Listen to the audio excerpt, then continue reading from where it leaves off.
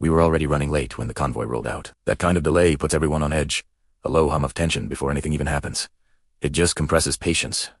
We were navigating through rolling terrain, low hills flanking a narrow road. It's the type of place where your sightlines can trick you. You can see a long way, but you can't see clearly. And that small difference is everything. I was in the third vehicle, scanning the right side, my eyes glued to the ground more than the horizon. I was looking for anything that broke the paternod rocks, bits of trash, tire marks. The constant drone of the engine was almost a comfort, and for a bit, the movement felt dangerously routine. Then, the lead vehicle slowed down. It didn't stop, just a slight decrease in speed, but it was enough to set off every alarm in my head.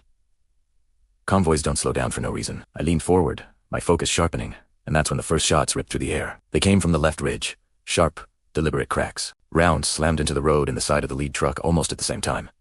Instantly, the convoy reacted. Vehicles gunned their engines, widening the space between us as doors flew open. We dismounted into a storm of practiced chaos, scrambling for whatever cover we could find. I dropped into a shallow ditch, rifle up, scanning the ridgeline. I saw the telltale blinks of muzzle flashes against the dirt and rock. I sent short bursts back, not aiming for a person but for a position, trying to force their heads down, just trying to buy us a few seconds. The noise was overwhelming, a physical force echoing off the hills. The attack was well coordinated. Fire from above, pressure from behind. They were trying to box us in. The radio crackled with rapid-fire updates, voices tight but controlled. Everyone said just enough, nothing more. It's a fragile balance. Then one of our vehicles took a bad hit and stalled.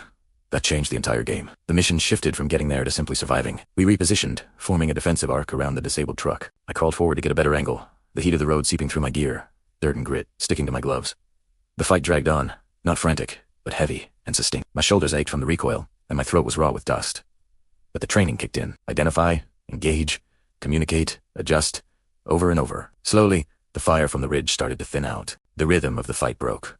Their shots became less frequent, less confident. We kept the pressure on, careful not to push our luck. When the last shots finally faded, we didn't move. We stood with weapons trained on the ridge, waiting for that second wave that sometimes follows a false ending. It never came. Recovery was slow. We secured the disabled vehicle and reorganized the convoy. As we finally moved out, the road looked just as it had before. Quiet, empty, almost indifferent. Later, I kept thinking about that moment. The convoy slowed.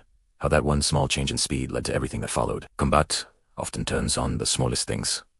A pause, a split-second decision. We completed the mission that day. On paper, it was a success. But for me, it was a harsh reminder that momentum is fragile, and sometimes just holding on to it matters more than speed. Thanks for listening.